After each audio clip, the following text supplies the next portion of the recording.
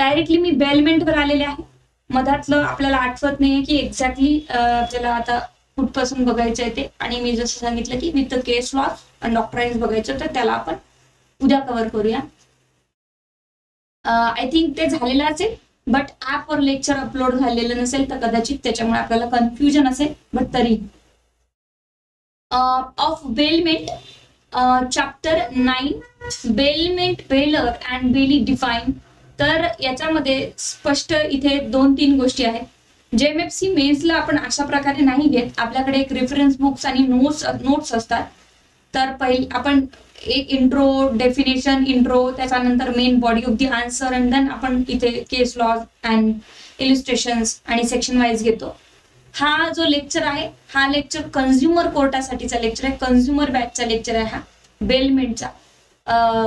Contract ऍक्टचा, contract act consumer ऍक्टला compulsory आहे, कन्झ्युमर बॅचला. तर त्यामुळे इथे तुम्हाला हा मी शिकवत आहे. So bailment, bailor and yes chapter 6 पासून बाकी. Okay, no problem, we will continue that. Chapter 9 बघूया. 148 bailment, bailor and bailee define. Contract of the bailment काय आहे, ठीक आहे. अँड बेलर कोण असतो, बेली कोण असतो, याची डेफिनेशन ही आपल्याला कॉन्ट्रॅक्ट ऍक्ट मध्ये दिली आहे. तर आपल्याला हे माहिती पाहिजे की बेलर, बेली आणि बेलमेंट कॉन्ट्रॅक्ट ऍक्ट मध्ये डिफाईन केलाय का, तर डेफिनेटली कॉन्ट्रॅक्ट ऍक्ट मध्ये डिफाईन केल्या. Bailment is the delivery of goods by one person to another for some purpose. Okay, आता काही गोष्टी त्या अत्यंत महत्वाच्या असतात. त्यापैकी एक महत्वाची गोष्ट मी इथे सांगू शकते तुम्हाला की इन्ग्रेडियंट्स काय आहे. आपण कोणताही एक पर्टिक्युलर प्रोव्हिजन बघतो किंवा कोणताही कॉन्ट्रॅक्ट बघतो आहे, तर त्याच्यामध्ये इन्ग्रेडियंट्स काय, तर this is the delivery of goods. सगळ्यात आधी आपल्याला काय मिळतं इथे की डिलिव्हरी ऑफ गुड्स मिळत आहे, ठीक आहे की नाही. मी याला हायलाइट करते, that is delivery of goods. Okay, so it's a delivery of goods, ठीक आहे, फर्स्ट. त्यानंतर मी सेकंड याच्यावर येणार आहे डिलिव्हरी ऑफ गुड्स नंतर. This is the delivery of goods which is very important ingredients. बेलमेंटच्या कॉन्ट्रॅक्ट गुड्सची डिलिव्हरी केल्याशिवाय होतच नाही. क्लिअर. बेलमेंटचा contract, suppose this is the good, it's my phone, this is the good, आणि हा गुड्स मी तुम्हाला डिलिव्हर्ड केल्याशिवाय, म्हणजे पोजेशन डिलिव्हर्ड केल्याशिवाय, जसे की सेल, अब्सोल्यूट सेल कधी होतो, अब्सोल्यूट सेल होतो डिलिव्हर्ड केल्यानंतर goods. So definitely actual delivery कशाला म्हणतात, it's called actual delivery. We have 3 types of delivery, that is symbolic पण आहे आपल्याकडे. ऍक्च्युअल डिलिव्हरी आहे, फिजिकल. ऍक्च्युअल डिलिव्हरी मीन्स इथे जर डिलिव्हरी ऑफ गुड्स झालं असेल तरच तुमचा बेलमेंटचा कॉन्ट्रॅक्ट झाला असं समजायचं आहे. By one persons to another, of course one living persons to another for some purpose. This is very important की इथे एखाद्या पर्टिक्युलर पर्पज साठी ही डिलिव्हरी होत आहे. Upon a contract that they shall when the purpose is accomplished. Okay, upon a contract म्हणजे of course बेलमेंटचा contract करत आहेत ते की मी तुला गुड्स डिलिव्हर्ड करतोय for the specific purpose. And the next one ingredients is here that when the purpose is accomplished. Clear. जेव्हा तुमचा पर्पज कम्प्लीट होणार आहे ना, माझा पर्पज कम्प्लीट होणार, बी returned or otherwise disposed of according to the directions of the persons delivering them. Just give me 1 minute, me PDF थोडस zoom करते, मला दिसायला अवघड चाललंय.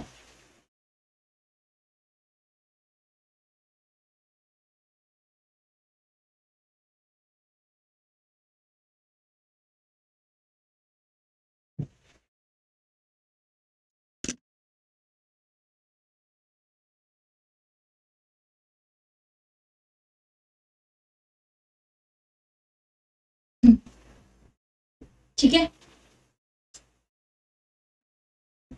प्रॉपर दिसते, ठीक आहे, कारण लॅपटॉप दूर असतो माझं खूप. ओके, सो आफ्टर डिलिव्हरी, ठीक आहे, इथे काय म्हटलं आहे की आफ्टर अकम्प्लाइज्ड, पर्पज कम्प्लीट झाल्यानंतर आम्ही तुम्हाला रिटर्न करणार, ठीक आहे. So be return or otherwise dispose of according to the direction of the person delivering them.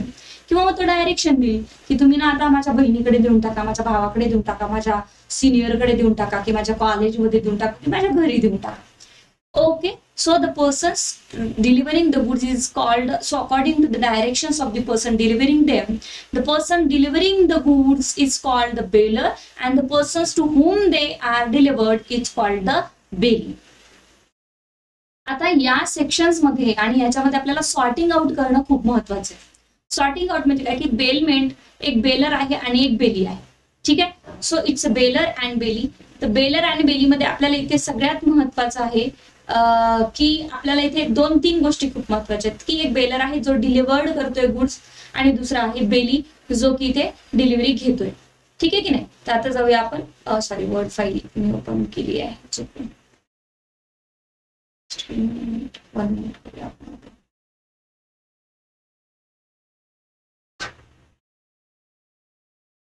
ठीक आहे.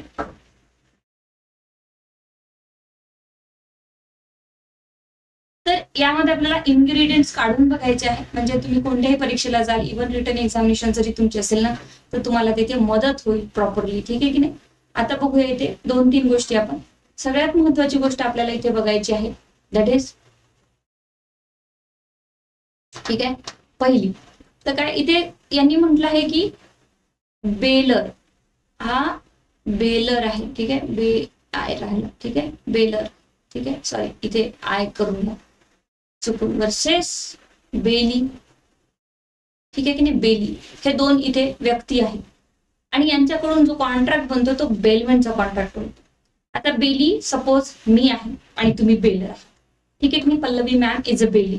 सो या ठिकाणी मी तुमच्याकडे आले आणि मी म्हंटल की XYZ what are the name. मी नाव घेणार नाही तुमच्यात इथे खूप सारे जण आहेत. मी इथे म्हटलं की मला ना 2 दिवसासाठी ना तुमची कार पाहिजे. माझी कार सध्या घरी नाही आहे किंवा गाडी दुरुस्तीला दिली अलाइनमेंटला दिलेली आहे. मला तुमची 2 डेज साठी मला कोर्टात जायचं असतं आणि खूप पाऊस सुरू आहे सध्या. ठीक आहे की नाही. मला थोडंसं हेक्टिक होतं. ठीक आहे. सो तर या सिच्युएशन मध्ये मला तुम्ही कार द्या. माझं 2 दिवसाचं काम झालं ना की तिकडे कॉपरेटिव्ह कोर्टाला किंवा मॅटला मला काहीतरी काम आहे. मी तुम्हाला रिटर्न करून टाकेल माझ्या डेट्स झाल्यानंतर कोर्टाचे 2 दिवस.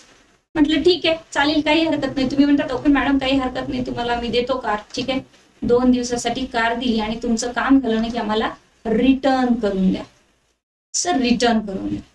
सो यामध्ये आपल्याला सगळ्यात महत्वाची गोष्ट जर बघायची झाली तर ती पहिली गोष्ट आहे की इथे गुड्सची डिलिव्हरी होत आहे. ठीक आहे. गुड्स काय होत आहे डिलिव्हर्ड होत आहे पहिलं. ठीक आहे. गुड्स डिलिव्हर होत आहे.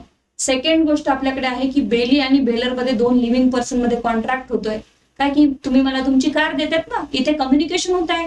मी तुम्हाला काय करते काहीतरी प्रपोजल देते आहे की मला तुमची कार द्या. तुम्ही ऍक्सेप्ट करत आहे ऑन कंडिशन की बाबा माझं काम झाल्यानंतर मी रिटर्न करेल. ठीक आहे. तुम्ही ओके ऍक्सेप्ट केलं. मग दोघांमध्ये अग्रीमेंट झालं की कशासाठी पाहिजे कशासाठी नाही पाहिजे. ठीक आहे की नाही. आणि ह्या सगळ्या गोष्टी झाल्या. त्यानंतर परत 2 दिवसासाठी कार मी घेऊन गेले म्हणजे गुड्सची डिलिव्हरी पण झाली. हे प्रॉपर कम्युनिकेशन झालं. लिगल कामासाठी घेऊन चालले इलिगल कामासाठी पण नाही घेऊन चालले. बरोबर आहे. तर गुड्सची डिलिव्हरी झालेली आहे. कशासाठी फॉर द स्पेसिफिक पर्पज साठी बिलकुल की काय मला इकडे मॅटला कोऑपरेटिव्हला जायचं आहे तर तुम्ही मला थोडी हेल्प करा. ठीक आहे. तर दूर आहे थोडं तर मला तुम्ही तुमची कार द्या. ओके बाबा चला ते पण झालं. आता पर्पज पण सांगितलं आहे. माझा जसं पर्पज कम्प्लीट होणार आहे. ठीक आहे की नाही. तसं मी तुम्हाला रिटर्न करणार आहे. हे पण झालं. आता जर इथे रिटर्न केलं प्रॉपरली सगळं झालं तर contract as it is properly complete झालाय कंप्लाय झाला. बट याच्यामध्ये काही प्रॉब्लेम आले मी तुमची कार वापसच नाही दिली किंवा मी कारला डॅमेजेस करून दिले. ठीक आहे. अशा प्रकारचे काही जर गोष्टी झाल्या तर डेफिनेटली मला तुम्हाला डॅमेजेस द्यावं लागेल. बिलकुल. ठीक आहे की नाही. तर आणि माझी काही ड्युटीज आहे की तुमच्याकडून कार घेऊन आले मी तर त्याची प्रॉपरली काळजी घ्यावी लागेल ॲज लाईक माइन की ती वस्तू माझीच आहे असं आणि प्रॉपरली रिटर्न करावं लागेल. जर तुम्ही मला सांगितलं होतं की मॅडम एक काम करा तिकडे मॅट कोर्ट आहे किंवा तिकडे कोऑपरेटिव्ह कोर्ट आहेत ना सेशन कोर्टाकडे तर तिथे तुम्ही एक काम करा. तिथेच ना माझा एक मित्र पण असतो. तुमचं काम झालं की त्याच्याकडे ती कार देऊन टाका कारण त्याला पाहिजे होती आता परत 2 दिवसासाठी. तर as per your directions as per the baler directions okay me return पण केली आहे किंवा तुमच्या घरी आणून दिली आहे प्रॉपरली. कुठल्याही प्रकारचे डॅमेजेस नाही केलेले आहे कारला. ह्या सगळ्या गोष्टींची काळजी घेणं माझं कर्तव्य आहे आणि तुमचंही कर्तव्य आहे. मॅडम कार घेऊन जा तुम्ही. मी म्हटलं ठीक आहे घेऊन जाते. एवढ्या लवकर कसं काय मान्य झाले. त्या कारला ब्रेक फेल आहे. So to disclose the facts about the thing which is very dangerous to the anything or my safety. तर अशा प्रकारे तुम्हालाही डिस्क्लोज करणं गरजेचं होतं की वस्तूमध्ये काही डिफेक्ट्स आहेत का, मी देऊ शकत नाही यार, कारण की ब्रेक फेल झाले, तुम्ही दुरुस्त करून घेऊ शकत असाल तर यू कॅन टेक इट, ठीक आहे की नाही. तर अशा प्रकारच्या दोघांच्याही इथे काही जबाबदाऱ्या बनतात कॉन्ट्रॅक्ट करताना हा. अँड द मोर ओव्हर इथे स्पष्ट सांगितलं आहे की आता तुम्ही म्हणाल मॅडम कॉन्ट्रॅक्ट तर कन्सिडरेशन शिवाय बनतच नाही, but this all are the special contract. Quasi contract without the consideration, without any communications, without prior conditions, ठीक आहे. Second thing, bailment contract, whether sometimes in a consideration or whether sometimes is not consideration, there is no consideration in that situations. okay, जे की मी illustration तुम्हाला सांगते आहे. It's all are the special contract की अशीही contract बनू शकतात. मग मी जर तुम्हाला फ्री मध्ये 2 दिवसासाठी कार वापरायला दिली आहे, उद्या चालून कोर्टात जर ही चर्चा झाली की there is not a considerations in a contract, तर that the contract is not valid, आणि मग मला न्याय मिळणारच नाही का, मी तुमची मदत केली तर डेफिनेटली मिळणार, कारण की इथे दिली आहे की काही हरकत नाही, बरोबर आहे की नाही. नाहीतर कोणीतरी कोणाला काही वस्तू दिली फ्री मध्ये वापरायला आणि त्या व्यक्तीने वस्तू वापरली नाही, मला सिव्हिल रेमेडी हवी आहे, तर मग या सिच्युएशन मध्ये मला न्याय नाही मिळणार का, तर मिळणार. म्हणून कॉन्ट्रॅक्ट मध्ये असे काही प्रोव्हिजन्स दिलेले आहे, असे काही पॉइंट्स यांनी टाकलेले आहेत, लीगल पॉइंट्स लीगल सिच्युएशन नुसार, की यस इथे कोणताही व्यक्ती न्यायापासून मुक्त राहणार नाही, वंचित राहणार नाही. So this is the fact. Now come to the section that is bare act section. काय म्हणत आहेत, a bailment is the delivery of goods. Definitely गुड्सची डिलिव्हरी होत आहे. बेलमेंट मध्ये सगळ्यात महत्वाचं आहे, जेएमएफसी मध्ये अनेक वेळा हा प्रश्न विचारला जातो, that the delivery of goods. The first thing is without delivery of goods there is not a bailment by one person to another for some purpose. Okay, some purpose you can understand now. What are the various types of purpose we can say upon a contract that they shall म्हणजे मी. Okay, when the purpose is accomplished, माझा जेव्हा purpose complete होईल, accomplished होईल, तेव्हा मी return करावं तुमच्याकडे, किंवा तुम्ही जसं डायरेक्शन गेलं की तुम्ही मित्राकडे द्यायला सांगितलं त्याप्रमाणे. त्यानंतर dispose of according to the direction of the person delivering them. The person delivering the goods is called the bailor. जो डिलिव्हर करतो तो बेलर आहे. The persons to whom they are delivered is called the bail. Clear? Again, there is some certain circumstances or certain situation की कधी कधी delivery of goods किंवा position मध्ये थोडे कॉम्प्लिकेशन्स येऊ शकतात. त्याचं मी पहिले एक उदाहरण तुम्हाला सांगते, देन आपण पुढे जाऊया. ते कसं तर बघा, ठीक आहे. सपोज काय झालं आहे की मी काल परवाचं उदाहरण सांगते. मला घ्यायची होती एक साडी, ठीक आहे, पैठणी. आता इथे बायका आणि आपल्या महिला जास्त असतात माझ्या क्लासमध्ये, ऑब्व्हियसली त्याचं काही नाही. कन्झ्युमरच्या बॅचमध्ये आणि इंडस्ट्रियल कोर्टाच्या बॅचमध्ये इक्वल संख्या आहे, तरी पण ऍज युजल ज्या फाउंडेशन कोर्स असतात 2-2 वर्षाचे, तिथे I don't know Y, but DJ आणि ऍडिशनल पब्लिक प्रोसिक्युटर इकडे सगळ्या महिलाच माझ्याकडे येतात. तर मी महिलांचं उदाहरण देते की मला घ्यायची होती पैठणी साडी. पैठणी, ठीक आहे, पैठणी साडी. ओके, आता मी गेले शॉपमध्ये, मी एक साडी खरेदी केली छान, आणि साडी खरेदी केल्यानंतर त्यांना म्हटलं याला पिको फॉल वगैरे काय सगळं लागतं ते तुम्ही करून द्या. ते म्हटले ठीक आहे, काही प्रॉब्लेम नाही आहे. तर आता मी घरी घेऊन आले का, अजिबातच घरी घेऊन आलेली नाही, माझी साडी तिथेच पडलेली, ठीक आहे. ऑफकोर्स मला वेळ नसल्यामुळे मी गेलेच नाही 2 दिवस. ही एक ऍक्च्युअल सिच्युएशन आहे, मी जी काही 2 दिवसातली माझ्यासोबत एक घटना सांगते आहे. मी जस्ट जेन्युइनली आपल्या रोजच्या जीवनात जे उदाहरणं येते मी त्यातनं तुम्हाला समजून सांगण्याचा प्रयत्न करत असते. तुम्हीही तुमचे उदाहरणं मला सांगत राहा, म्हणजे तुमच्या कन्सेप्ट क्लिअर होतील की मॅम असं आमच्यासोबत झालंय. बिकॉज कॉन्ट्रॅक्ट ऍक्ट असो किंवा स्पेसिफिक असो, आपण याच्यामध्ये काय रेग्युलरली जे आपल्यासोबत होतं ते डिस्कस केलं तर ते आपल्या लक्षात राहतं. आता मी काय केलं आहे, परचेस केली, बाय केल्यानंतर, वस्तू बाय केल्यानंतर, पेमेंट केल्यानंतर काय राहिलो, काही नाही आहे. ते अब्सोल्यूट ओनर मी त्यांची झाली की नाही, त्या वस्तूची अब्सोल्यूट ओनर झाली. त्यांनी मला डिलिव्हर्ड पण केलं होतं, काय वस्तू डिलिव्हर्ड पण केली, पण डिलिव्हर्ड केल्यानंतरही मी परत त्यांच्या पोझिशन मध्ये माझी वस्तू ठेवली. आता ती वस्तू माझ्या पोझिशन मध्ये नाही आहे, but I am absolute owner of that Paithani sari. Clear? I am absolute owner. मग मी जर अब्सोल्यूट ओनर असेल आणि तरीही सारी पोझिशन मध्ये त्यांच्याच आहे, तर इथे डिलिव्हरी ऑफ गुड्स होईल का मॅडम? त्यांच्याकडे होती पहिले, त्यांनी तुमच्याकडे दिली, पुन्हा तुम्ही वापस त्यांच्याकडे दिली, तर डिलिव्हरी ऑफ गुड्स कसं झालं नाही?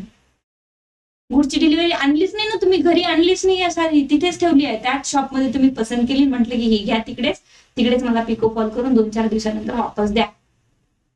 गुड्सची डिलिव्हरी झालीच नाही प्रॉपरली. बट जेव्हा मी ओनरचा टॅग लागला ना मला, माझ्याकडे ओनरशिप आली, अब्सोल्यूट ओनरशिप, तर तेव्हा it's deemed to be the actual physical delivery आहे. आता इथे सेल ऑफ गुड्स मध्ये आपण बघूया हे काय आहे ते. बट तरीही याच्यामध्ये मी तुम्हाला एक कन्फ्युजन दूर करणं सांगू शकते की आता त्यांच्याकडे पोझिशन आहे बट ओनर मी आहे. ओके, तर या सिच्युएशन मध्ये ऍक्च्युअल फिजिकल डिलिव्हरी करण्याचं काम पडलं नाही. जसा की हा फोन आहे, तुम्ही हा फोन खरेदी केला, ठीक आहे, हा फोन तुम्ही खरेदी केला आणि खरेदी केल्यानंतर म्हटलं की तुम्ही काहीतरी एक अपडेट करून किंवा उद्या मला द्या, ठीक आहे, मी पेमेंट आता करून टाकतो. तर अजूनही डिलिव्हरी त्यांनी मला फिजिकल डिलिव्हरी केली नाही. But need not to physical delivery, ती ओनरशिप तुमच्याकडे झालेली आहे, ओनर तुम्ही झालेला आहे. आता त्या व्यक्तीची जे शॉप आहे, जे सारी शॉप आहे, त्यांची ही ड्युटी आहे की माझी साडी ते प्रॉपरली हाताळतील, प्रॉपरली त्याची केअर करतील जोपर्यंत मी ती साडी घेऊन जाणार नाही, पहिली गोष्ट. And the second one is त्यांच्या पोझिशन मध्ये आहे पण मी ओनर आहे, त्यामुळे असं समजून घ्या की डिलिव्हरी झाली.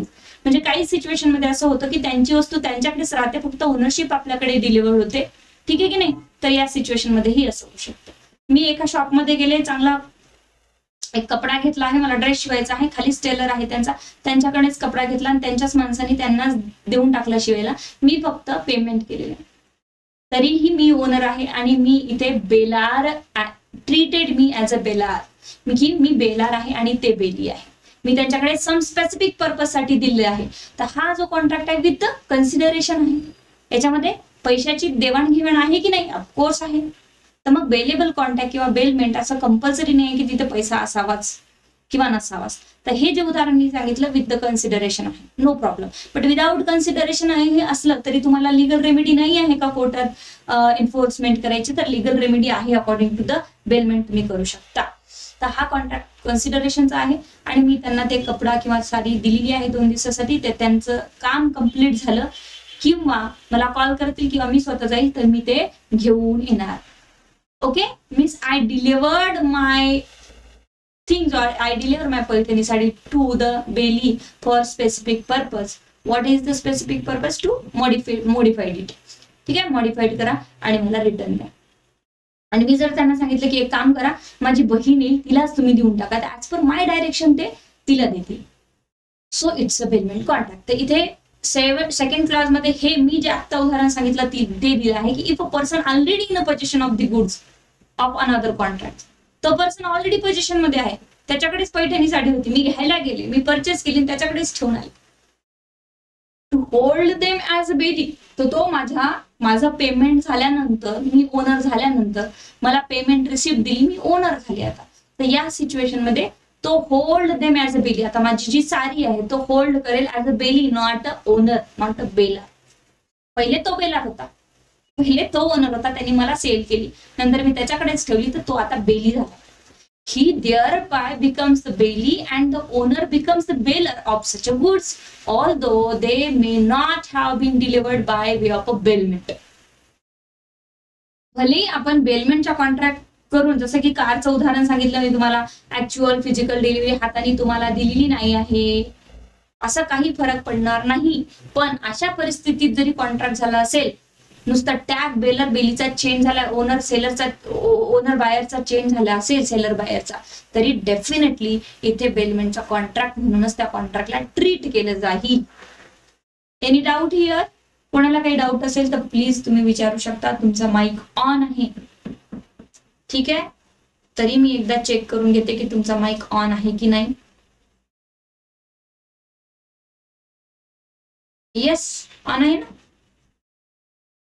येस येस, ऑन आहे तुमचा माईक, तुम्ही विचारू शकता प्रश्न, ठीक आहे. अदरवाइज कन्सेप्ट क्लिअर झाली असेल ऑफकोर्स तर पुढे जाऊ, ठीक आहे. So this is the contract of bailment. अशा अनेक उदाहरणं आहेत, अनेक उदाहरणं, खाली इलुस्ट्रेशन्स पण दिले, ते पण बघूया. 149, 148 पासून बेलमेंट सुरू होतं, ठीक आहे की नाही. 148 सेक्शन्स लक्षात ठेवायचे आहेत. आणि काही नाही, जेएमएफसी मेन्सला गेला ना तुम्ही, तर खूप साऱ्या काही एक्स्ट्रा मटेरियल लिहायची तुम्हाला गरज आहे का? अजिबातच गरज नाही खूप सारे एक्स्ट्रा मटेरियल लिहायचे. सेक्शन टाकायचे, एक्सप्लेनेशन द्यायचं, सेक्शन टाकायचे, एक्सप्लेनेशन द्यायचं, ठीक आहे.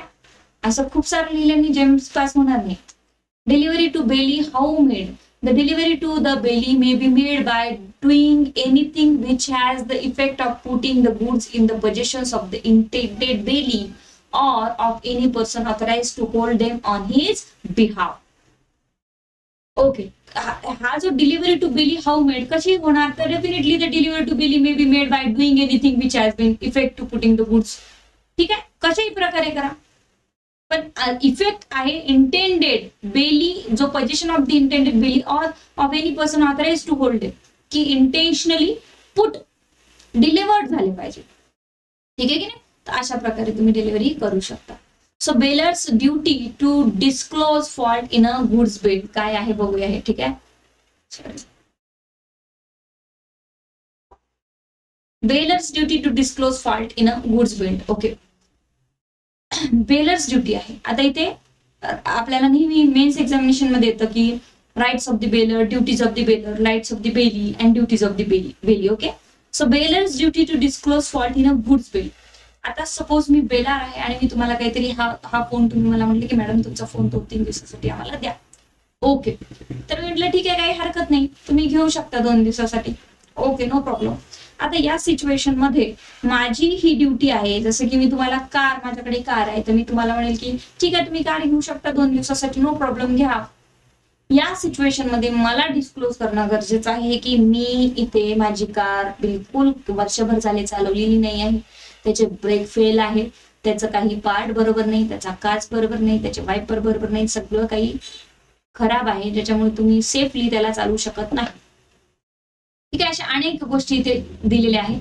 The baler is bound to disclose to the bailee fault in the goods bailed. Okay, काय म्हटलं आहे की जे काहीही फॉल्ट इथे दिसत आहेत ना, तर ते तुम्ही इथे सांगा त्यांना की बाबा गाडीचे ब्रेक फेल आहे, नाहीतर मला मागितली, मी वस्तू देऊन टाकली आणि माझी काहीच लायबिलिटी नाही, मला काय करायचं, फ्रीमध्ये तर नाही देऊ ती वस्तू, असं नाही जमणार.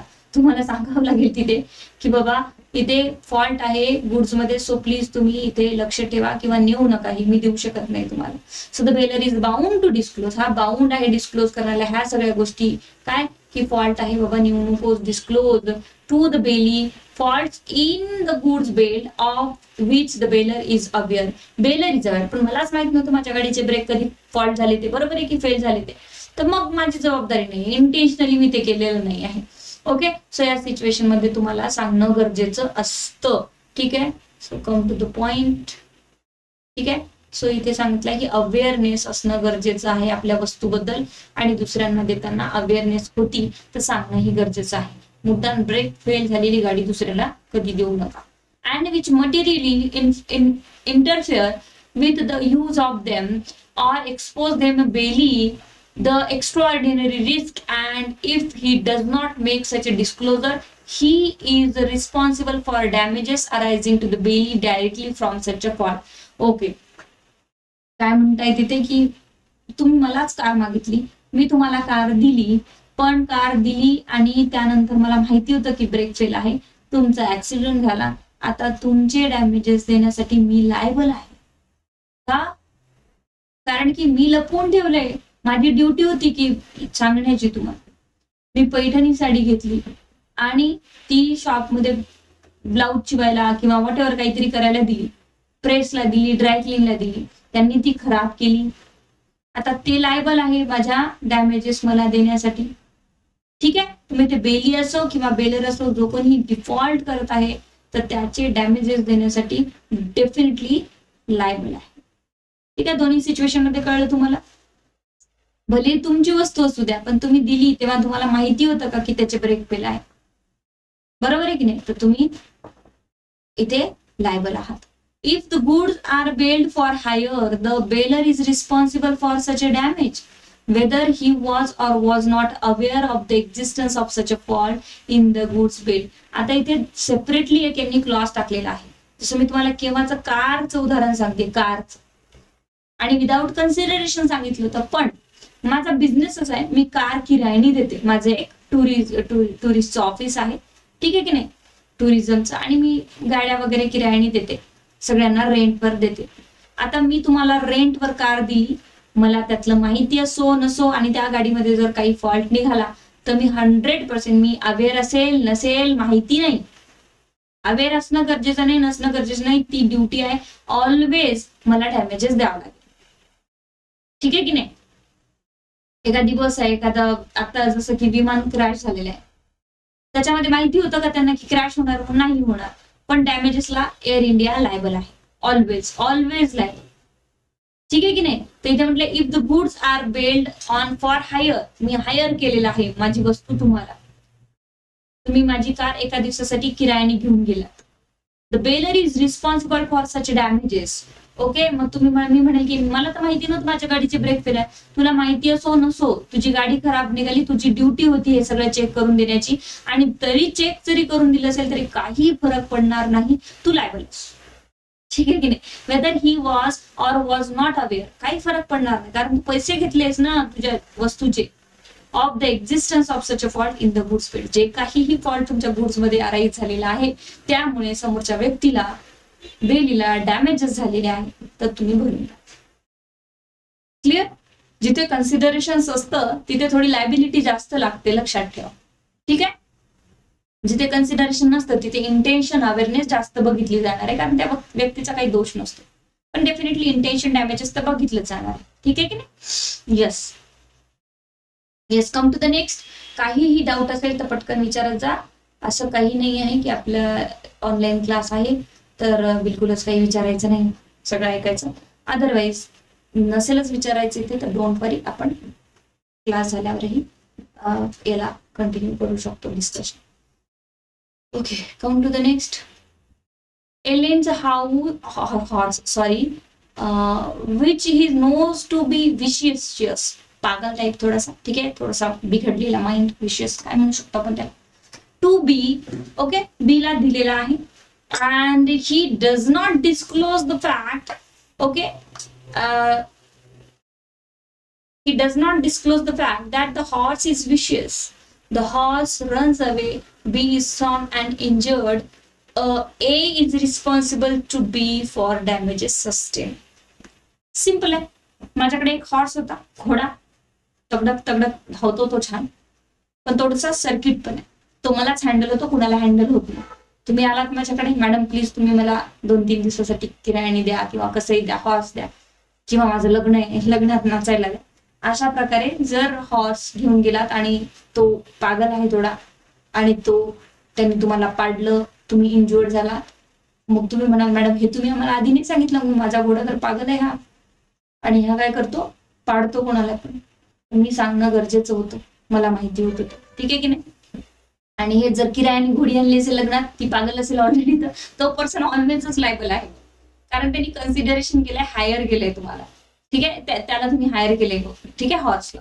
So A hires a carriage of B, the carriage is unsafe, though B is not aware of it and A is injured. B is responsible to A for the injury. Definitely hire केल्यावर तो तुम्ही responsible आहात.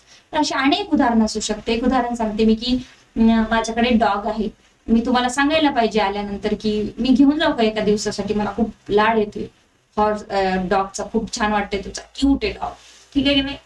तर definitely इथे मी म्हणेल की घेऊन जा. आणि मग या सिच्युएशन मध्ये जर तो डॉग तुम्हाला चावला तर डेफिनेटली रिस्पॉन्सिबिलिटी होती माझी की मी फॅक्ट डिस्क्लोज करा. ठीक आहे. Now come to the next, that is section 151, care to be taken by bill.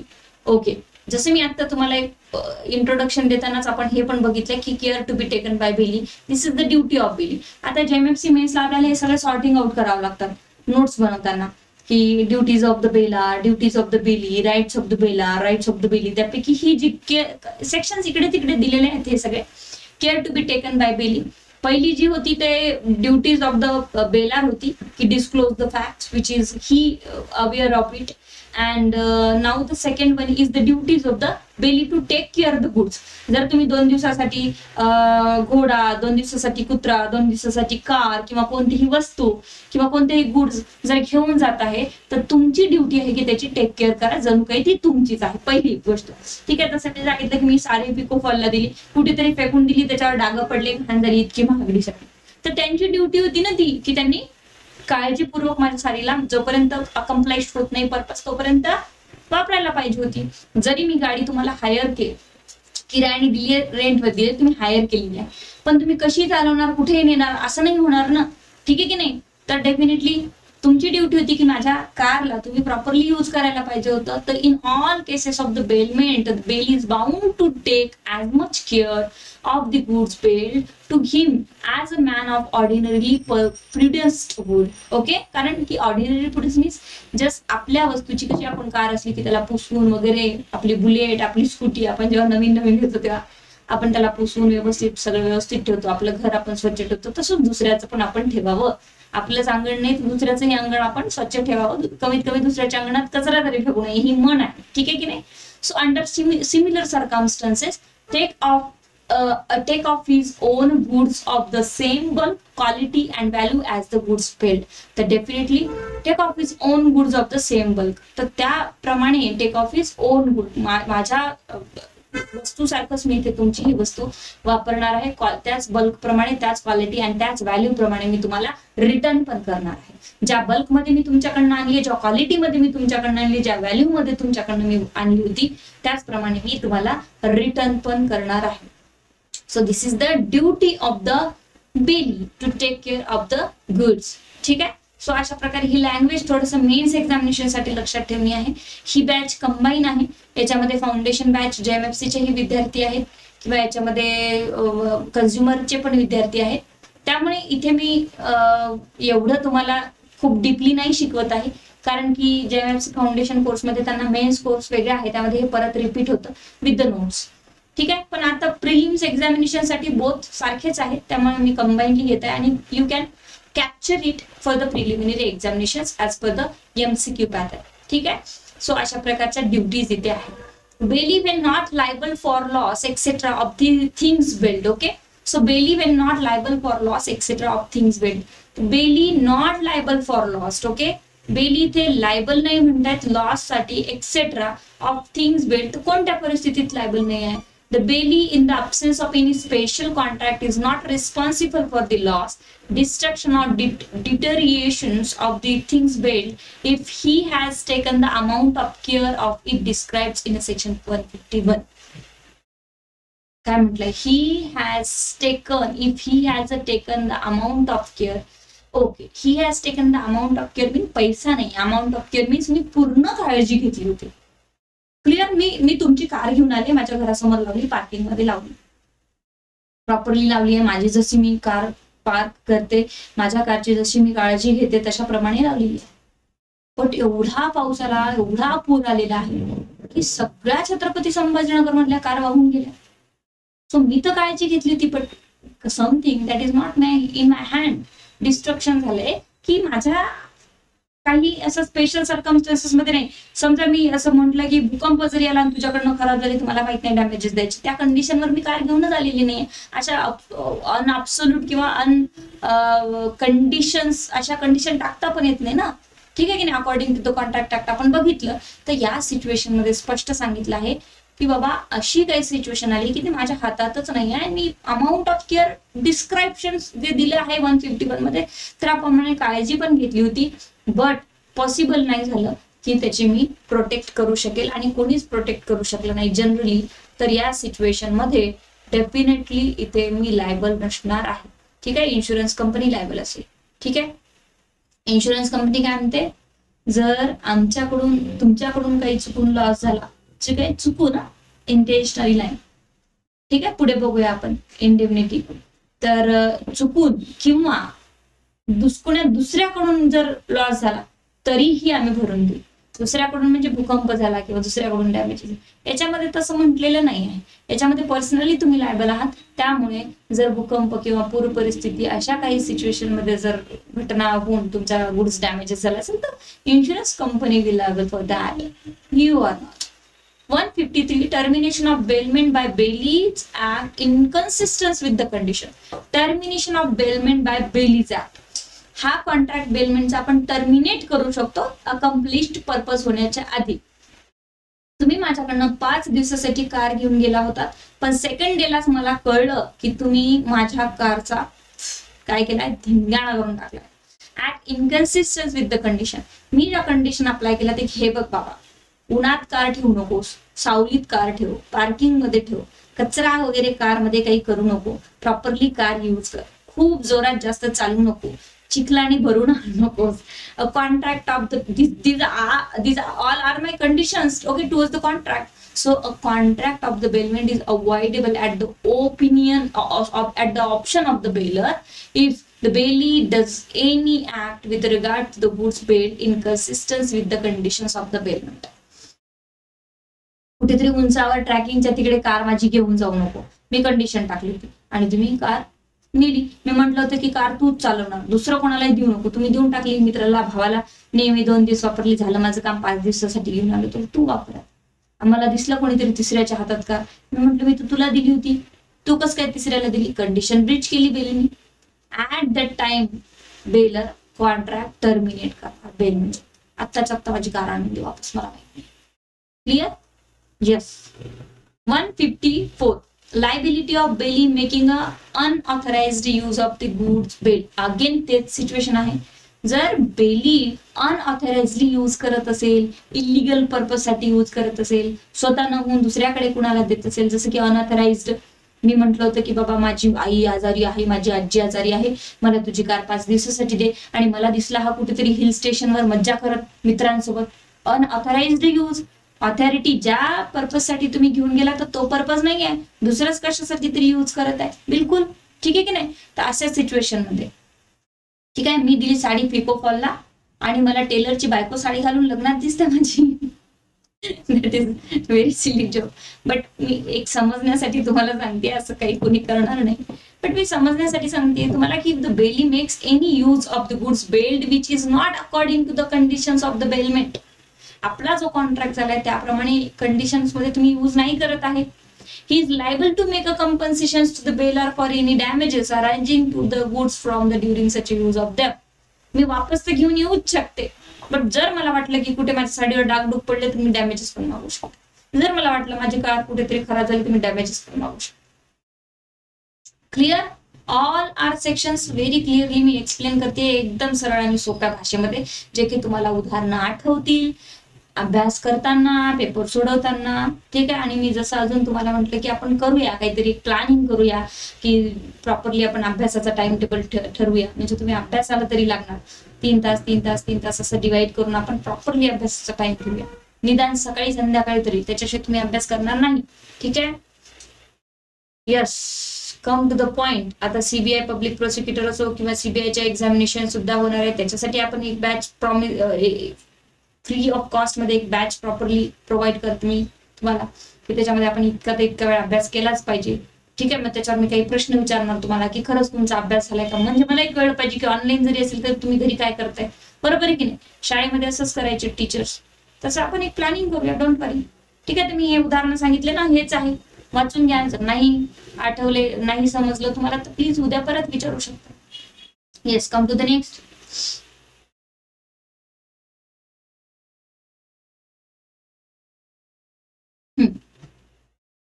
Effect of mixture with bailor's consent of his goods with the bailee. Okay. Effect of mixture. मी तुम्हाला काही goods दिलेले आहे. ठीक आहे? आणि तुम्हाला सांगितले की दुसऱ्या गुड्स मध्ये याला मिक्स करू नका, नाही त्याचा इफेक्ट जाईल किंवा ह्याच्यामध्ये जी व्हॅल्यू आहे ती कमी होईल, याची डायल्यूट होईल काहीतरी याचं क्वालिटी वगैरे.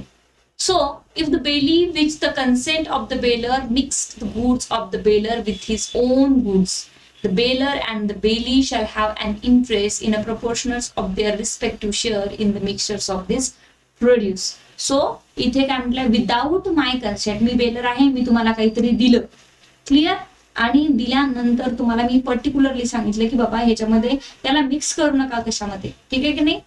खराब होईल, याची व्हॅल्यू जी आहे ती डायल्यूट होईल, कमी होईल. तर अशा प्रकारे तुम्ही माझ्या कन्सेंट शिवाय तुम्ही माझे गुड्स मिक्स करू शकत नाही. तुम्हाला ज्या पर्पज साठी दिलेले आहे तुम्ही त्या पर्पज साठी यूज करून वापस आणायचे आहे. If the bailee with the consent of the bailor mix करत असेल तर that is the different thing.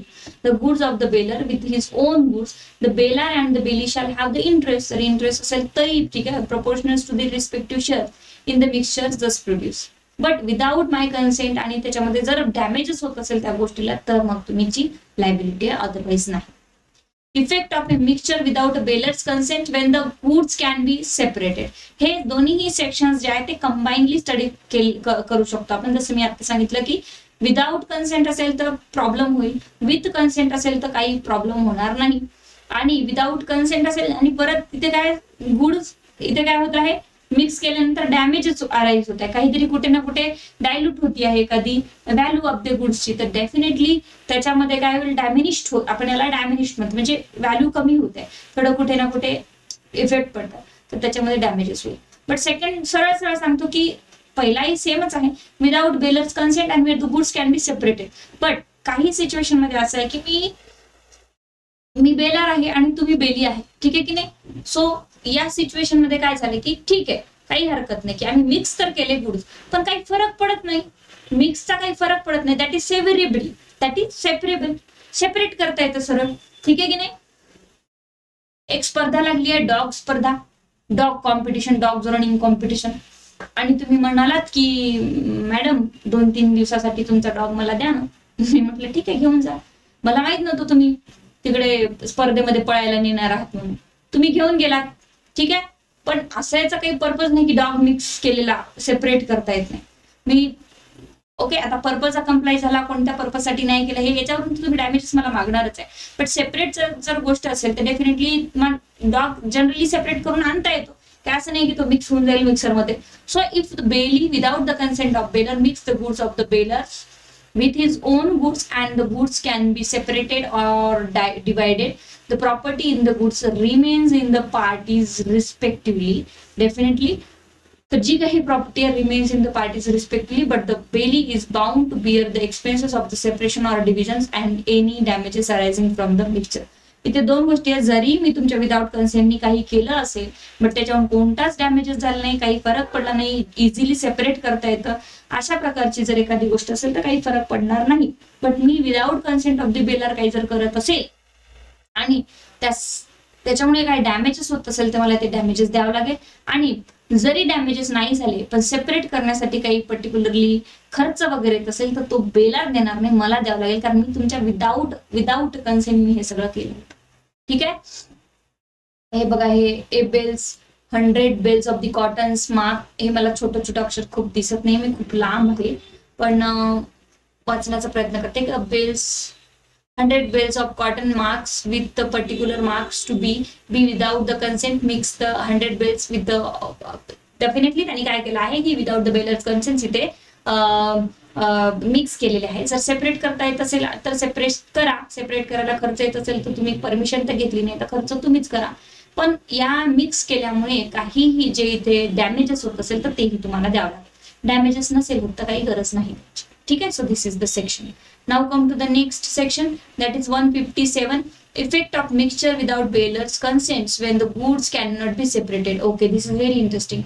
पहिले सांगितलं की goods can be separated तर it's okay, no problem, but सेपरेटच करता येत नाही आता आणि तुम्ही कन्सेंट पण घेतली नाही, ठीक आहे की नाही. If the bailey without the consent of the baler mix the goods of the baler with his own goods in such a manner that it is impossible to separate the goods paid from the other goods and deliver them back. आता delivery पण करता येणार नाही आहे, कशासाठी, कारण की separate करता येत नाही. The baler is entitled to be compensated by the bailee for loss of the goods. The bailer definitely इथे काय आहे, बेलर एंटायटल आहे, बेली इथे तुम्हाला लॉस कंपन्सेशन देणार आहे जेवढे काही डॅमेजेस झाला, कारण त्यांनी एक तर परमिशन तुमची घेतली नाही. तो डायलॉग आहे ना एक मूवी मधला कुठे तरी, परमिशन लेना चाहिए ना, ठीक है कि नहीं, तर परमिशन लेना चाहिए, ठीक है. विदाउट परमिशन कुछ मत करो because owner is you are not owner, ठीक है. सो परमिशन लेना चाहिए, ठीक है. सो इथे तेच उदाहरण दिलं आहे. Repayment by bailor of necessary expenses, ठीक आहे. Repayment by bailor of necessary expenses. आता रीपेमेंट बाय बेलर म्हणजे काय आणि नेसेसरी एक्सपेन्सेस काय ते हे पण बघून घ्या, very interesting. Where by a conditions of the bailment, okay. इथे काय म्हटलंय बघा, एक कंडिशन टाकलेली आहे ऑफ द बेलमेंट, म्हणजे बेलमेंटचा हा जो कॉन्ट्रॅक्ट झालाय दोघांमध्ये त्याच्यामध्ये एक कंडिशन होती. The goods are to be kept, okay. एक तर व्यवस्थित ठेवा, कॅरी व्यवस्थित करा, to have a work done upon them by the bailey for the baler, okay. तू जे काही करतोयस तो केप्ट प्रॉपरली ठेव, कॅरी व्यवस्थित कर. And the bailee is to receive no remuneration, ठीक आहे. बेली इथे कोणत्याही प्रकारचं रिसीव रेम्युनरेशन नाही केलंय त्यांनी. The bailor shall repay the bailee the necessary expenses incurred by him for the purpose of the bailment. आता बेलरने त्याला पैसे द्यायचे म्हणतात, पण कधी? तर पहिली लाईन वाचा, where by the condition of the bailment. बेलमेंटची कंडिशनच आहे की the goods are to be kept or to be carried to have a work done upon them by the bailee for the bailer. Bailee bailer साठी काम करतोय, bailee bailer साठी काम करतोय. क्लिअर? सपोज बेली जर बेलर साठी काम करत असेल, लाईक एखादं उदाहरण मी सांगते तुला. कुत्र्यांची शर्यत लागली आहे, dogs run competitions, running competition लागली, आणि मी तुम्हाला म्हटलं की एक काम करता का तुम्ही ना माझ्या डॉगला घेऊन, तुम्ही ट्रेनर आहात, डॉग ट्रेनर, ठीक आहे की नाही, तुम्हाला असे कुत्र्यांची गरज आहे रनिंगसाठी, मी तुम्हाला कुत्रा तर देते. आता तुम्ही बेली झालात, मी बेलर झाले, डिलिव्हरी तुम्ही करते, बट तुम्हाला ना माझ्या कुत्र्याचा नंबर आणून द्यायचा, बाकी त्याला खायला प्यायला काय खर्च लागतो ना तर मी देईल. ठीक आहे? तुम्ही म्हणाल ठीक आहे, मला गरज आहे, तुम्हाला गरज आहे. असे स्पेसिफिक काही कॉन्ट्रॅक्ट असेल की जिथे bailee upon them by the bailee for the bailor. इथे कोण वर्क कुणासाठी करते? बेली वस्तू बेलारची आहे, लक्षात ठेवा, वस्तू बेलारची आहे, बेलीकडे देत आहे, आणि बेली वर्क करतोय फॉर द बेला. मग इथे एक्सपेन्सेस कोण देणार? Expenses, necessary expenses of course baler देणार, जे काही इन्क्लूड. कुत्र्याला खायला प्यायला लागेल ना, कुत्र्यांना तर पेडिग्री लागते, माहितीये तुम्हाला किती खर्च असतो डॉगचा. सो या सिच्युएशन मध्ये त्याला रिपेमेंट करावं लागेल by bailor of necessary expenses. ठीक आहे की नाही? ओके, अशा अनेक सिच्युएशन्स असू शकतात. ठीक आहे की नाही? आता सपोज एखादी गाडी खराब झाली आहे, मी फक्त 2 तासासाठी तुमची गाडी खराब घेऊन गेले, आणि या सिच्युएशन मध्ये तुमची गाडीची काहीतरी बॅटरी गेली, व्हॉटएव्हर, आणि एकदम 5-6 हजार रुपये खर्च आला. घेऊन तर मी 1 तासासाठीच गेले होते, मी आले, अरे यार तुझी गाडी इथपर्यंत नाही नेली, तर त्याची बॅटरी गेली, आणि तो व्यक्ती तो म्हणतोय की बॅटरी याला 6 महिने सांगितलं होतं या माणसाला, बॅटरी चेंज करा तुम्ही गाडीची, नाहीतर तुमची गाडी खराब होईल. बेलर म्हणतो हो यार ठीक आहे, काही हरकत नाही, मी तुला माझ्याच कामासाठी गाडी दिली होती, तुलाही म्हटलं होतं की तिथे जाऊन काहीतरी घेऊन ये, आणि परत तुझे काम होतं, माझे काम होतं, इट्स ओके, बट ऑब्व्हियसली मी तुम्हाला डिस्क्लोज करायला पाहिजे होतं. सो अशा काही गोष्टी असतात ना, ठीक आहे की नाही? सपोज तुमच्या सिनियरने म्हटलं तुम्हाला की जा बाबा तुम्ही कोर्टामध्ये आज आर्ग्युमेंट करून या, तुम्ही म्हणणार सर माझ्याकडे तर गाडीच नाही आहे. सिनियर म्हण नो डोंट वरी, मी तुम्हाला गाडी देतो. आता तुम्ही चालले तुमचा पर्पज अकम्प्लिश करण्यासाठी, कुणाचा पर्पज अकम्प्लिश? तुम्ही तुमची आर्ग्युमेंट करण्यासाठी चालले, बरोबर आहे की नाही? Yes, but the second thing is कुणासाठी चालले? तुम्ही तुमचा पर्पज अकम्प्लिश करताय, कामही तुमचंच आहे डेफिनेटली, पण कुणासाठी चालले? सिनियरसाठी चालले.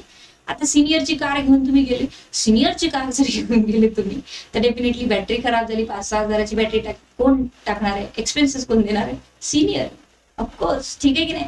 So 159 restoration of the goods lent gratuitously. Okay, the second section is here, restoration of the goods lent gratuitously. Gratuitously, बिना मोबदला, मोबदला हे शब्द तुम्हाला माहिती आहे, तर सेक्शन वर जाऊया लगेच. The lender of things for use may at any time require it's return. ठीक आहे की नाही? आता इथे ग्रॅटिट्युअसली म्हणजे मोबदला, आणि लेंडर येत आहे इथे. Lender of the things for use may at any time require it's return. ठीक आहे? If the loan was gratuitous, even though he lent it for a specified time of purpose, but if on the faith of such a loan made for the specified time or purpose, the borrower has acted in such a manner that the return of the things lent before the time agreed upon would cause him loss exceeding the benefit actually derives by him from the loan, the lender must, if मी पूर्ण वाचून घेते आधी, must if he compel the return, indemnify the borrower for the amount in which the loss so occasioned exceed the benefits so derived. आता हा section पूर्ण प्लेजला आपल्याला define करतोय. It's a pledge. Okay, it's a pledge.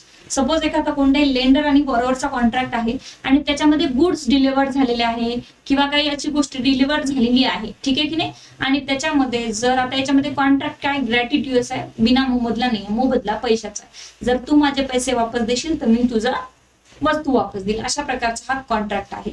जर समजा मी बेलार आहे, तुम्ही Bailey आहात, म्हणजे मी लेंडर आहे, तुम्ही बॉरोवर आहात, तुम्ही तुमची कार माझ्याकडे ठेवली आणि पैसे घेऊन गेला.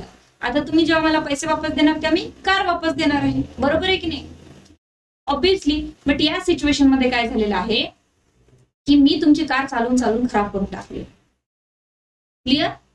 आता तुम्ही पैसे तर वापस देणारच नाही मला, पैसे वापस दिले ठीक आहे, तो कॉन्ट्रॅक्ट संपला, लेंडर आणि बोरॉवरचा की पैसे वापस दिले हे सगळं संपलं, कार वापस दे. पण कार वापस देताना तुमची सगळी लायबिलिटी आहे, तुम्ही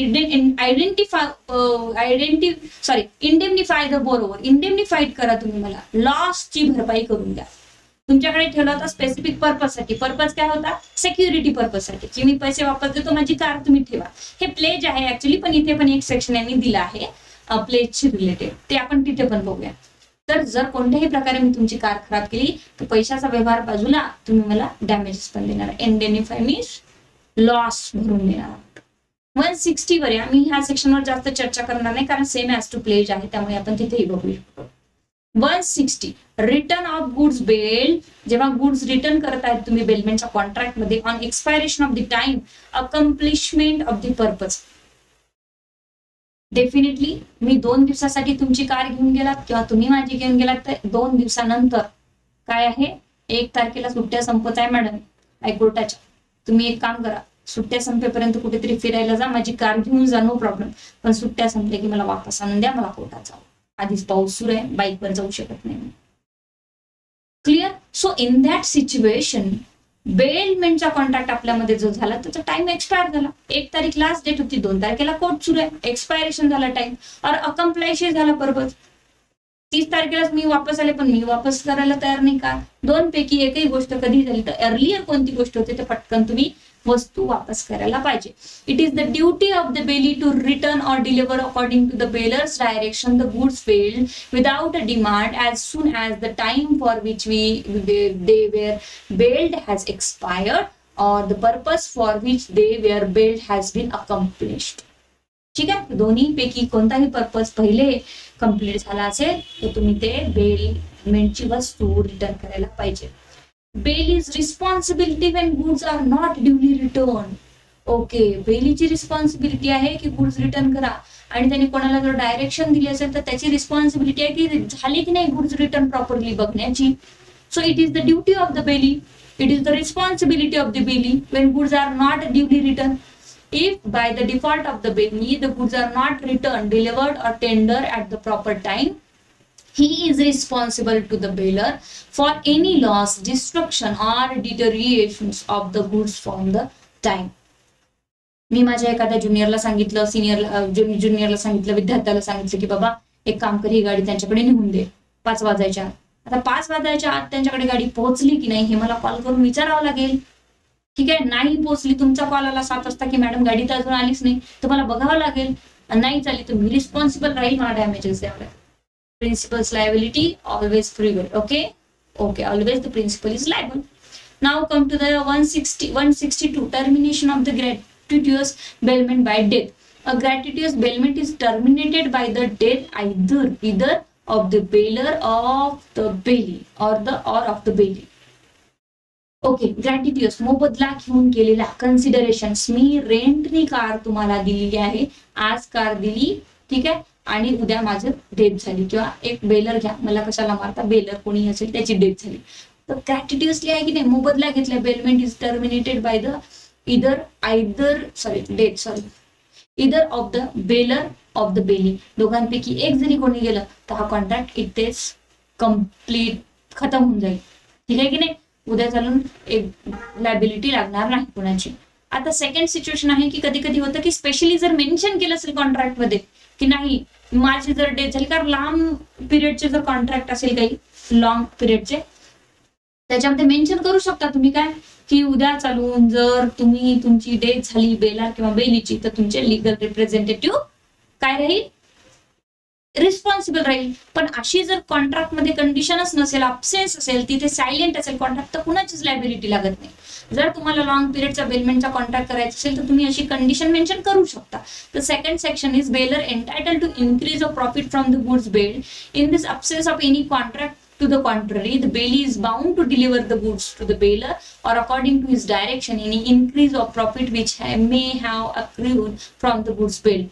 Okay, suppose एखादी अशी गोष्ट आहे की त्याच्यामध्ये काहीतरी इन्क्रीज होत असतं वॉट एव्हर टाइम बाउंड असेल तर, टाइम बाउंड नाही, period of time. Okay, so अचानक इथे तेच उदाहरण असेल कदाचित, पण तरी मी सांगण्याचा प्रयत्न करते की गाय आहे ठीक आहे, गाय मी काही दिवस पहिल्या जमान्यात व्हायचं, हे आता असं होत नाही, मुलीला गाय द्यायचे कोणत्या तरी त्या सणाला, ठीक आहे की नाही, लग्नात पण द्यायचे.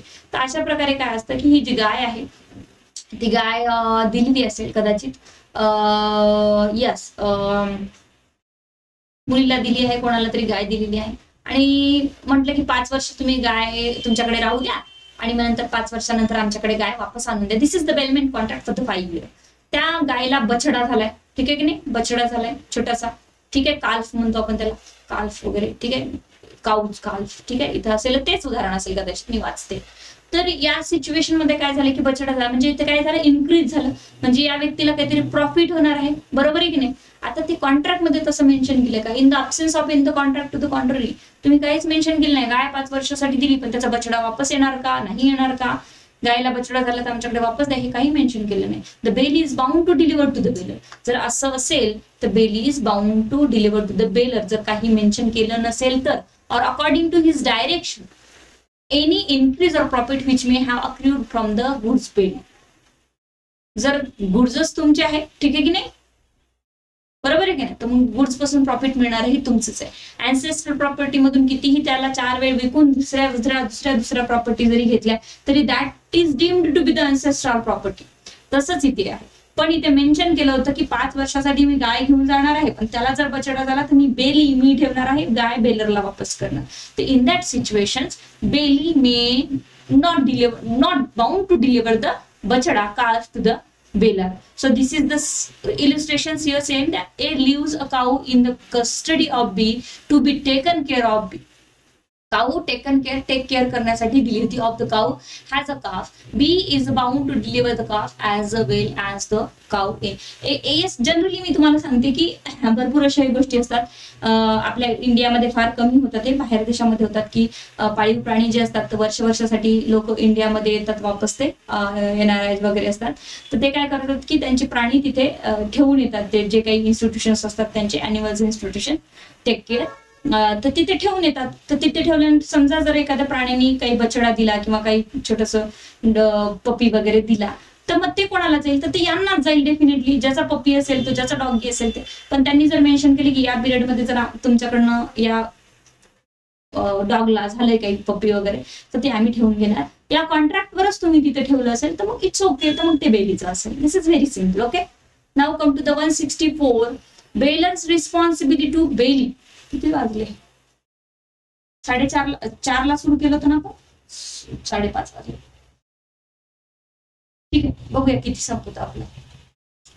164 बेलर्स रिस्पॉन्सिबिलिटी टू बेली. ठीक आहे, आता बेलर्सची रिस्पॉन्सिबिलिटी काय, the baler is responsible to the bailee for any loss which the bailee may sustain by reason that the bailer was not entitled to make the bailment or to receive back the goods or to give direction respecting them.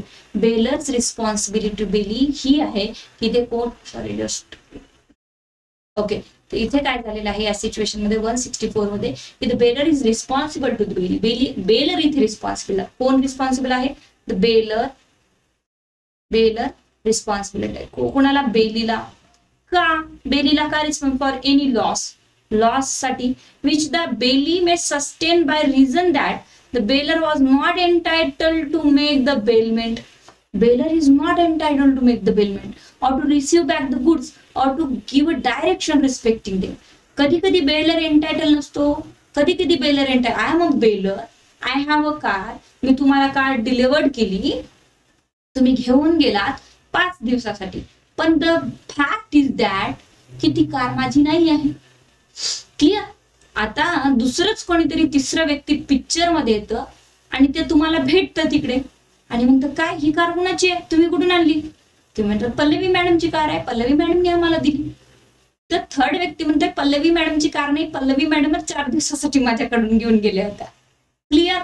Now you are not entitled to make the payment ना भाई, मेरे साथ तो तुम contract करने के लिए eligible ही नहीं थे, तुम्ही इलिजिबलच नव्हता कॉन्टॅक्ट करायला, क्वालिफिकेशनच नव्हतं तुमचं, कारण तुमची वस्तूच नाही, तुमची ओनरशिपच नाही. If you are not owner of the product or things you can not make contract or any contract.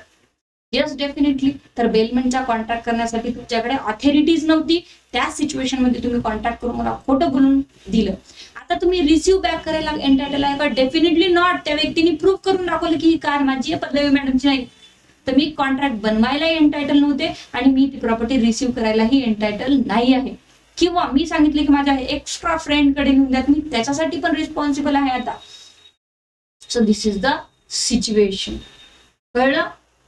कोणी आज काहीच बोलत नाही, कोणी काय माहिती, बट इट्स ओके.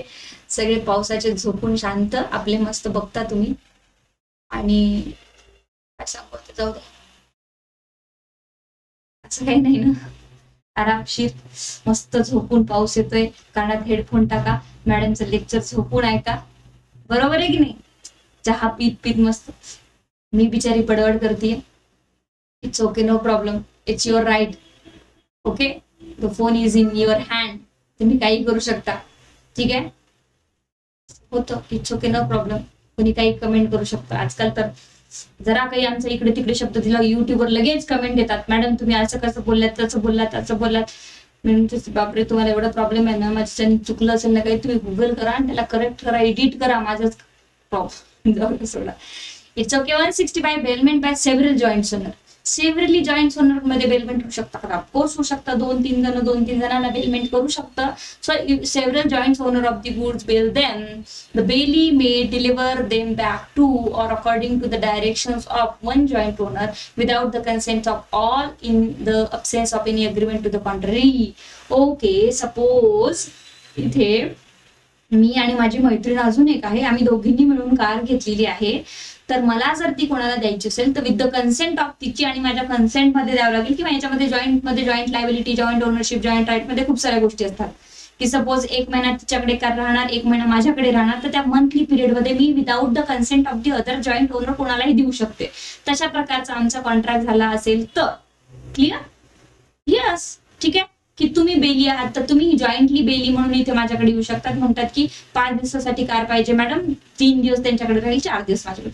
तर it's a contract as per your circumstances of the agreement. काय तुम्ही अग्रीमेंट करता त्याप्रमाणे हे कॉन्ट्रॅक्ट होऊ शकतात. Bailment by several joint owner होऊ शकता का? तर होऊ शकतं, but in the certain circumstances that one joint owner without the consent of all in the absence of any agreement to the contrary करू शकतो, करूही नाही शकत. जसे की सायलेंट तिथे काही नसलं पाहिजे प्रोव्हिजन्स. प्रॉपरली तुमचा जॉईंट ओनरशिपचा कॉन्ट्रॅक्ट काय, की मी बेलमेंट वर देऊ शकते का, कोणाला ट्रान्सफर करू शकते का. नाही तर कॉन्ट्रॅक्ट केला आणि त्याच्यामध्ये लिहिलंय की कोणालाच ट्रान्सफर करायची नाही. पण काही सिच्युएशन मध्ये सपोज कार माझ्याकडे आहे आणि मी तर दुरुस्तीला देणारच आहे, खराब झाली तर, बरोबर आहे की नाही, मी देऊ शकते. तर अशा वेगवेगळ्या सिच्युएशन नुसार ते राहणार आहे. कुठे कन्सेंटची गरज पडते जॉईंट ओनरच्या, तर डेफिनेटली तिथे कन्सेंट घ्यावी लागणार आहे. 166 Bailey not responsible on a redelivery to bailor without a title. Bailey not responsible. Bailey not responsible. काय म्हटलं आहे? बेलीची रिस्पॉन्सिबिलिटी नाही आहे on a redelivery to bailer without a title. काय मिनिंग आहे याचा? रीडिलिव्हरी म्हटलंय. रीडिलिव्हरी म्हणजे ऑलरेडी एखाद्याला कोणाला तरी डिलिव्हरी झाली आहे त्या प्रोडक्टची, त्या वस्तूची. If the baler has no title to the goods. जर बेलरकडे टायटलच नसेल, म्हणजे bailer is not the owner. Title means ownership. ठीक आहे, the title is simultaneously simultaneously किंवा similar word to the ownership. So it's owner. जर मी पहिली सिच्युएशन सांगितली की ती कार माझी नाहीच आहे, पण मी तुम्हाला सांगतेय, if the baler has no right to title, the goods and the bailey in the good faith delivers them back to or according to the direction of the bailor, the bailey is not responsible to the owner in respect of such a delivery. मला माहित नाही बाबा, ठीक आहे की नाही. तुमच्याकडे title आहे नाही आहे हा तुमचा प्रश्न आहे. ठीक आहे, गुड फेथ मध्ये मी त्याला दिलं होतं. आता समजा इथे सिच्युएशन अशी झाली की मी तुम्हाला कार दिली, आता माझी कार तर नाही आहे ती, बरोबर आहे की नाही, बरोबर आहे की नाही. आता या सिच्युएशन मध्ये काय झालं होतं की अशा गोष्टी मूवीज मध्ये फार दाखवतात, माहिती की नाही तुम्हाला. आणि सिच्युएशन मध्ये काय झालं अशा की तुम्ही आहात तिथे, बरोबर आहे. आता तुम्हाला 5 दिवसासाठी कार दिली, तुम्हाला वाटली पल्लवी मॅडमचीच कार आहे, ठीक आहे, तुम्ही घेऊन गेलात. तुम्ही 5 दिवसानंतर मला डिलिव्हर केली किंवा माझ्या डायरेक्शनने दुसऱ्याला डिलिव्हर केली. 6व्या दिवशी माझ्याकडे कोणतरी येतं म्हणते की ती कार पल्लवी मॅडमची नव्हती, तर तुम्ही रिस्पॉन्सिबल आहेत का? तुम्ही म्हणाल मला थोडी काय माहित होतं, मी ते हे सगळं गुड फेथ मध्ये केलं. Bailee not responsible okay on a redelivery to the bailer without a title. ठीक आहे, किंवा अशा कोणत्याही सिच्युएशन मध्ये चुकून डिलिव्हरी झाली असेल पण ते डायरेक्शन ऑफ द बेलरने झाली असेल तर मी इथे रिस्पॉन्सिबल नाही आहे तुम्हाला रिडिलिव्हर करायला. ठीक आहे. किंवा तुम्ही म्हणत असेल की मी ऍक्च्युअल बेलर आहे, तुम्ही या थर्ड व्यक्तीकडे डिलिव्हर करा, मी डिलिव्हरी करून टाकली, उद्या चालून त्यांच्यामध्ये काही वाद निर्माण झाला तर मी कोण आहे जबाबदार. Right of a third person claiming a goods paid. कोणताही व्यक्ती जर थर्ड पर्सन म्हणत असेल की हा बेलार नाही आहे, मी बेलार आहे, जो की गुडवर क्लेम करतो आहे गुड्सवर, if a person other than the bailer claims goods bailed he may apply to the court to stop the delivery of the goods to the baler and to decide the title. Okay बाबा, हे टायटलचा काय matter आहे, गुड्सचा काय matter आहे, ओनरशिपचा, हे तुम्ही decide करा कोर्टात जाऊन. मी बिचारा बेली 2 दिवसासाठी वस्तू घेऊन आलो तुमची, माझा इथे काही संबंध नाही आहे. ठीक आहे. Come to the next. किती राहिलं बघू द्या मला एकदा, नाही तर मग उद्या बघा. ओ खूप कमी राहिले, 171 पर्यंतचा आपण कमी कम्प्लीट करून टाकू. 167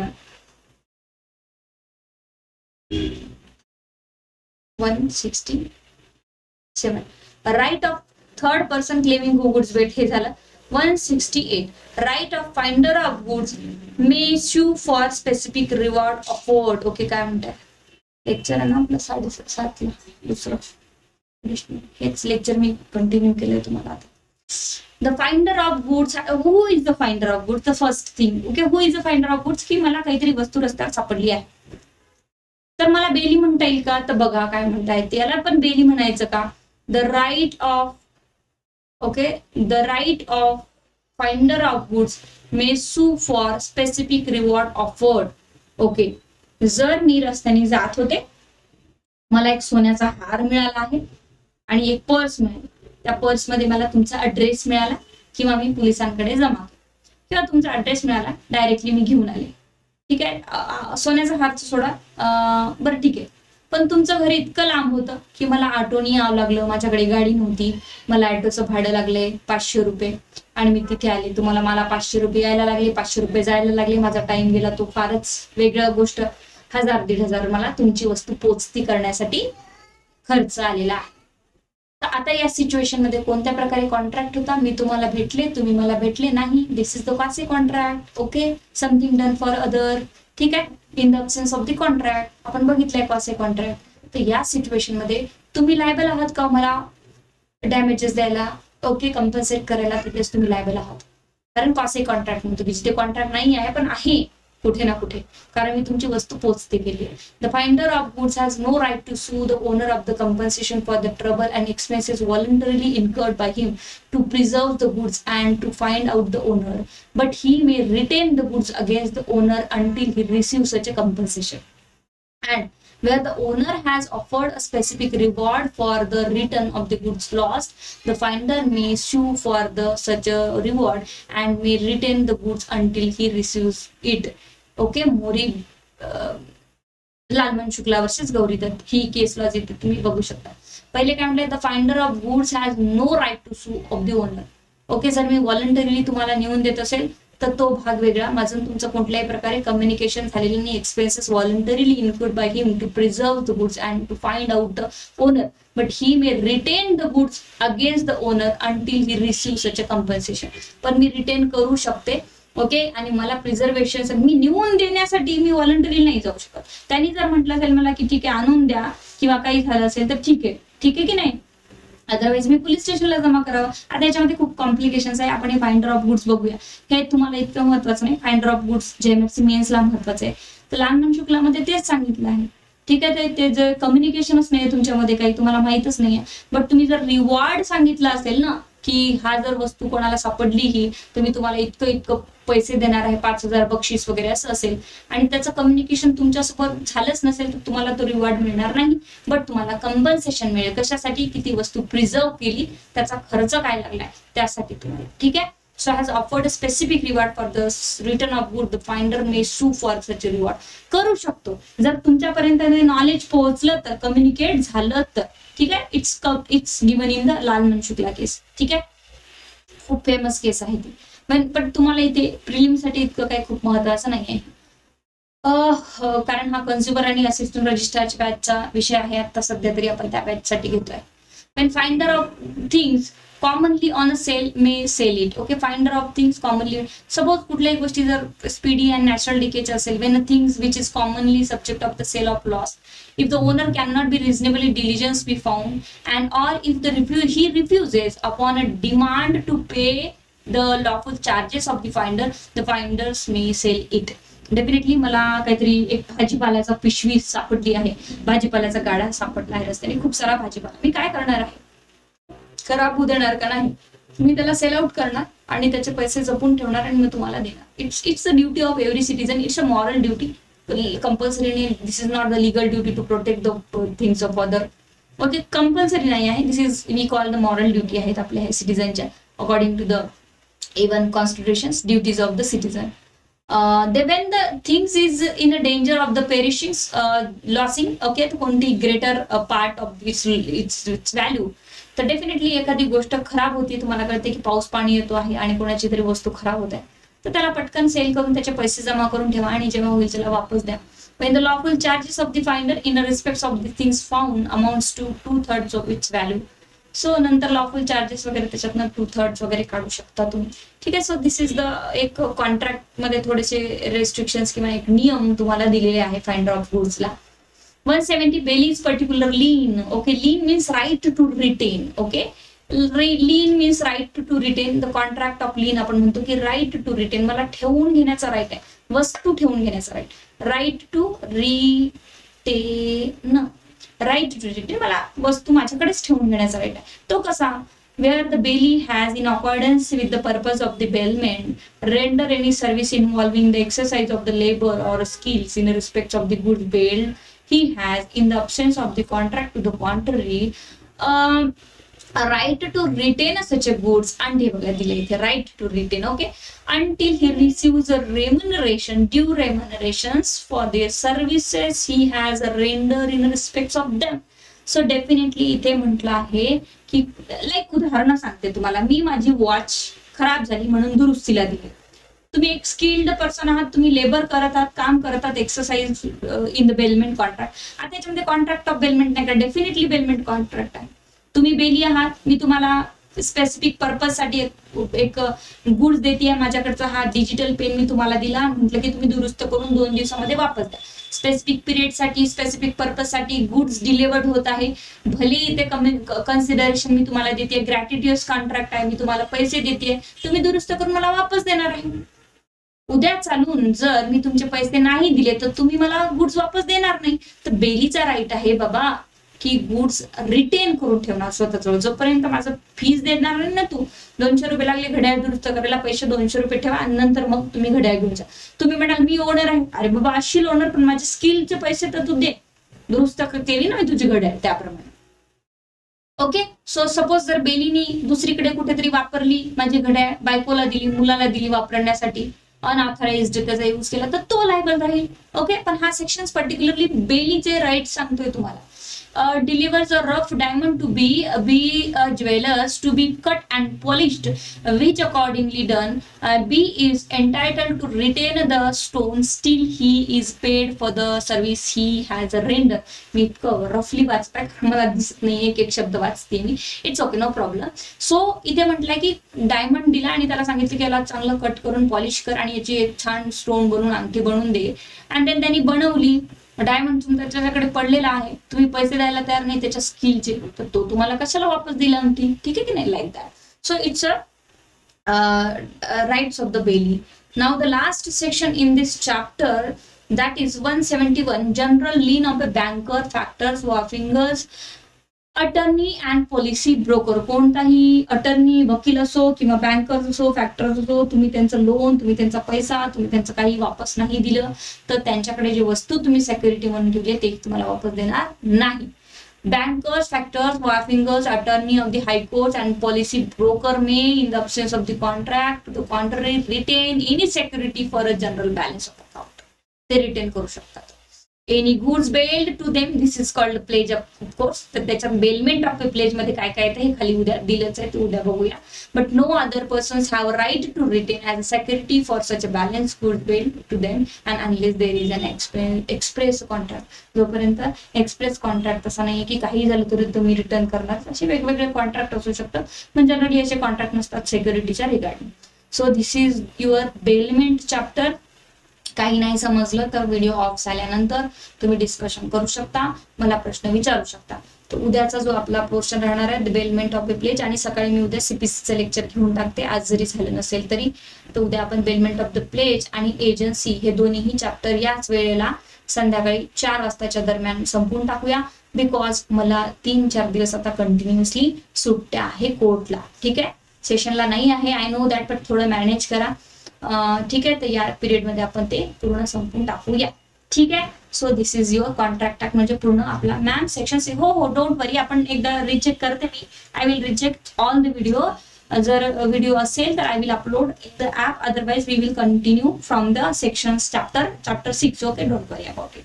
एक दिवस जास्त लागेल, मी सांगते तुम्हाला. मला 1 तारखेपर्यंत सुट्टी आहे, आजची 28 तारीख आहे. आपण या पिरियड मध्ये कॉन्ट्रॅक्ट ऍक्ट कम्प्लीट करून टाकूया. देन जरी JMFC ची ऍड आली तरी तुमचा कॉन्ट्रॅक्ट आणि CPC होऊन जाईल, अँड देन तुम्ही बाकीच्या विषयासाठी तयारी करू शकता. जरी कन्झ्युमरची लवकरच आली नाही नोटिफिकेशन तरी डोंट वरी. ओके, सो याप्रमाणे आपण जाऊया, आणि आय होप तुम्हाला चांगल्या प्रकारे समजत आहे. नसेल समजत तर बिलकुल तुम्ही विचारू शकता. आणि at the end case laws असेल किंवा अमेंडमेंट असेल तरी आपल्याला वेगवेगळ्या लेक्चर्स मध्ये ते कव्हर करायचे आहे. आतापासून कव्हर करून तुम्हाला केस लॉज किंवा लेक्चर्स अमेंडमेंट दिल्या तर ते लक्षातही राहणार नाही. त्यामुळे एक 8 होऊ द्या, त्याच्यानंतर आपण ते कव्हर करूया, डोंट वरी. ठीक आहे, आज मी थोडा साधा माईक ऑन केला होता, तो थोडा बाहेरचा हॉर्नचा वगैरे रोडवरचा आवाज आला असेल. डेली तसा येत नाही आवाज. ठीक आहे, so it's your contract act. अजून 3-4 लेक्चर आपले कॉन्ट्रॅक्टचे होईल. उद्या एक हा लास्ट वाला, आणि रिमेनिंग जे काही सेक्शन्स बाकी आहेत ज्याच्यामध्ये कुठे व्हॉइस इश्यू आला होता वगैरे वगैरे तेही कव्हर करू. आणि अगेन हा झाल्यानंतर अशाच टाइम पिरियड मध्ये जेव्हा जेव्हा सुट्टी असेल किंवा जेव्हा जेव्हा पिरियड टाइम आपल्याकडे असेल एक्स्ट्रा टाइम, तेव्हा कंझ्युमर प्रोटेक्शन ऍक्ट आपल्याला घ्यायचं आहे. त्याचं कारण असं की त्याच्यामध्ये काही एक व्हिडिओ होते एकदम, त्याच्यामध्ये व्हॉइस मला प्रॉपरली दिसला नाही.